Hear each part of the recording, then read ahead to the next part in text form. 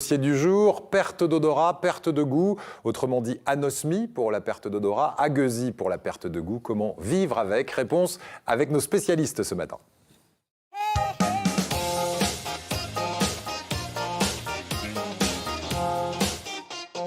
Et avec nous pour évoquer ce sujet, le professeur Jérôme Golebiowski. Je l'ai bien descendu. Très bien. Bonjour. Vous avez mené à Nice une enquête scientifique autour de tests olfactifs, notamment sur des patients atteints de coronavirus. Et Jean-Michel est avec nous également. C'est Jean-Michel Maillard, le président de l'association anosmie.org. Vous-même, vous êtes anosmique depuis 5 ans. Hein. C'est suite à un accident, cette anosmie, c'est bien ça ? C'est ça, anosmique depuis 5 ans, voilà. Anosmique traumatique. Et vous nous direz tout à l'heure que l'on découvre l'odorat et le goût quand on les a perdus. Vous nous expliquerez tout ça en détail dans un instant. Ce sera là aussi très riche d'enseignements. Si on vous propose de regarder quelques chiffres qui, à mon avis, ne vont pas vous surprendre, vous devez les connaître par cœur, ces chiffres, notamment depuis la crise sanitaire. On parle beaucoup de cette perte d'odorat et d'agueusie. Regardez cette petite minute 30 et on se retrouve juste après. Ça te plaît mon petit plat? Je ne sens rien du tout. La perte de l'odorat, appelée en langage savant l'anosmie, et la perte du goût, l'agueusie, figurent parmi les symptômes les plus fréquents de la Covid. 70,2% des personnes testées positives au virus sont touchées par la perte d'odorat et 54,2% par la perte de goût. Il s'agit surtout de jeunes, car, bonne nouvelle, c'est en général le signe d'une forme moins sévère de la maladie. Dans 75 à 85% des cas, lorsqu'il y a eu perte d'odorat, les patients récupèrent entièrement ce sens 2 mois après la fin de la maladie. Quant à la perte de goût, 90% retrouvent le goût des aliments également 2 mois après avoir été guéris. Mais l'anosmie, la perte d'odorat, et l'agueusie, la perte de goût, sont des troubles souvent associés qui existent aussi en dehors de la Covid. L'anosmie concernerait 4% de la population française.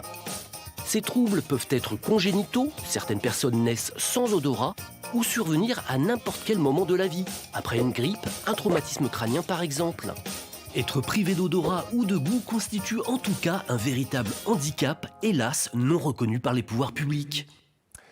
Bien, alors c'est votre domaine, hein, puisque vous travaillez, vous Jérôme Golebiowski, à l'Institut de chimie de Nice, et vous avez mené là-bas une enquête scientifique autour de patients atteints du Covid-19, avec eux une série de tests olfactifs, c'est ça? Qu'est-ce qu'a révélé cette enquête? Alors, il y a une première enquête qui a mobilisé l'ensemble des chercheurs au niveau international, donc sur l'ensemble de la planète, pour réussir à comprendre comment était distribuée la perte de l'odorat parmi la population mondiale, en fonction des différents continents. Et puis, on s'est intéressé aussi à comparer l'effet de la Covid-19 par rapport à ce qu'il peut y avoir chez le rhume, par exemple, ou dans le cadre de la grippe. Voilà, parce qu'on perd l'odorat et le goût avec d'autres pathologies que le Covid-19, oui, bien absolument. sûr. C'était un symptôme assez connu en fait, des virus. Là, dans le cadre de la Covid, c'est particulièrement virulent. Et c'est aussi très précoce, on perd l'odorat très tôt, peut-être on le réévoquera. Alors on a vu beaucoup de chiffres dans ce reportage, on entend que dans le cadre du Covid-19, les personnes atteintes souffrent à 70% de perte d'odorat et à 54% de perte de goût. Ce sont des chiffres que vous avez retrouvés dans votre enquête à peu près, vous ? Oui, alors on retrouve des chiffres selon les études scientifiques qui sont menées et puis selon aussi le continent dans lequel l'étude est menée, les chiffres peuvent être variables.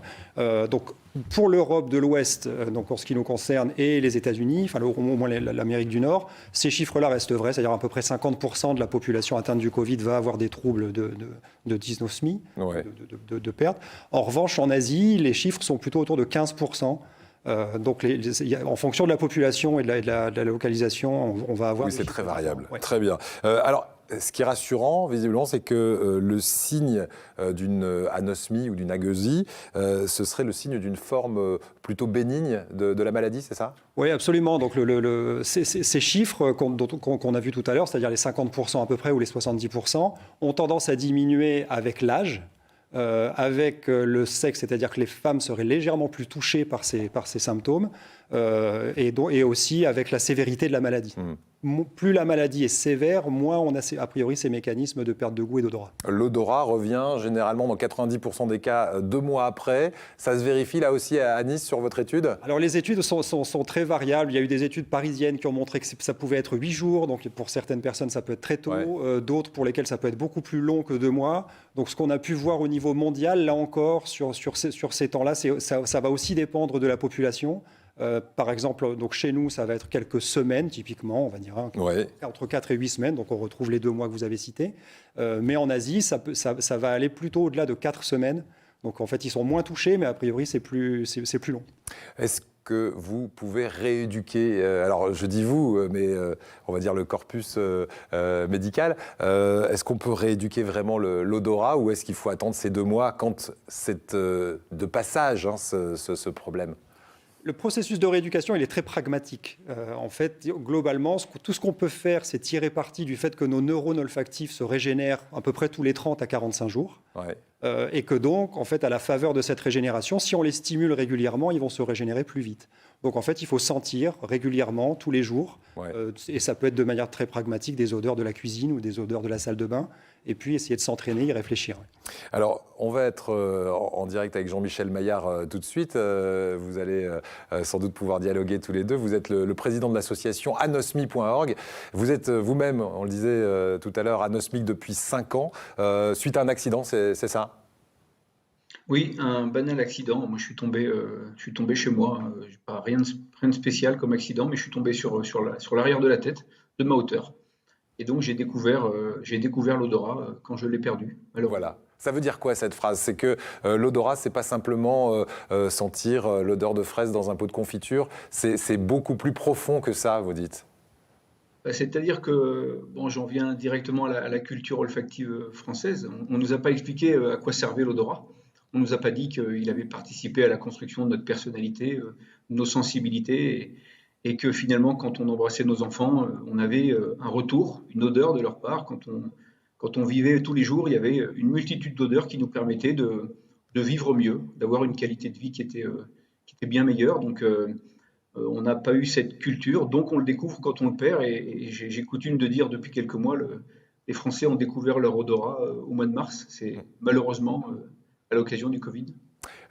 Il y a une rééducation possible pour vous, en tout cas. Est-ce que vous arrivez à retrouver quelques sensations? On parlait de rééducation là, à l'instant avec le professeur. Oui, en tout cas, même si c'est compliqué, c'est long, parce que les processus de rééducation nous emmènent sur plusieurs semaines, mais les premières études de Thomas Hummel, notamment, datent de 2009, hein, et qui indiquent que la rééducation olfactive apporte des résultats.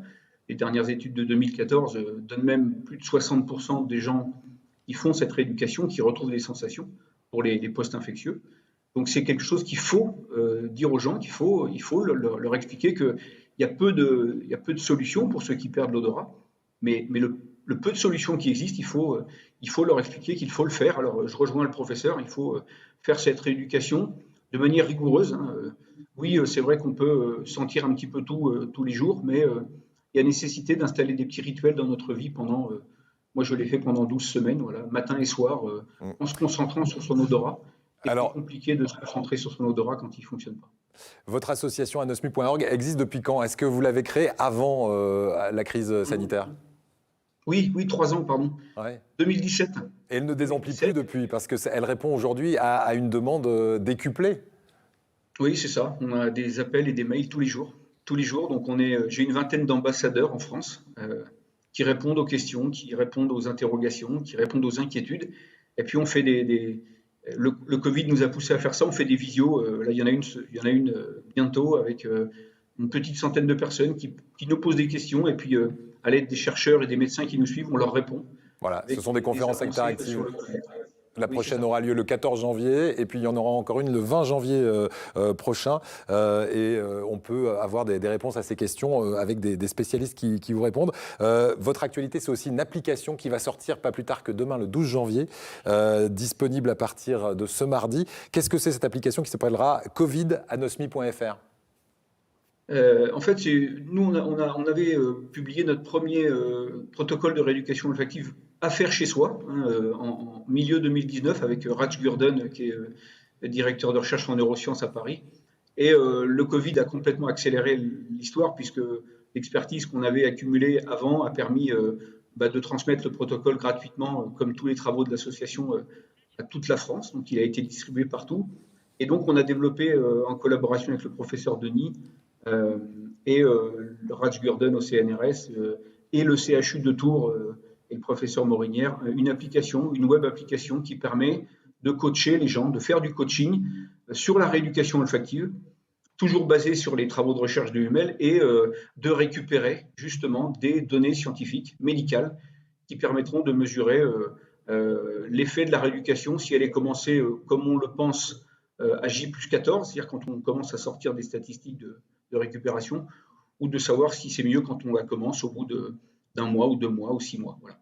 Merci beaucoup. Il vaut mieux la commencer le plus tôt possible, cette rééducation, professeur ? Oui, l'idée, c'est de réussir à stimuler dès qu'on le peut. C'est pas très chronophage, hein, ça prend quelques secondes un peu par jour, mais bon, c'est vrai c'est une gymnastique à faire. Oui. Voilà, en tout cas pour ceux qui sont atteints provisoirement, alors ce n'est pas le cas forcément de Jean-Michel Maillard qui nous parle, mais qui amène un message d'espoir aussi aux 4%, on l'a vu dans le reportage, de personnes qui sont anosmiques, agueusiques, soit de naissance, soit par accident.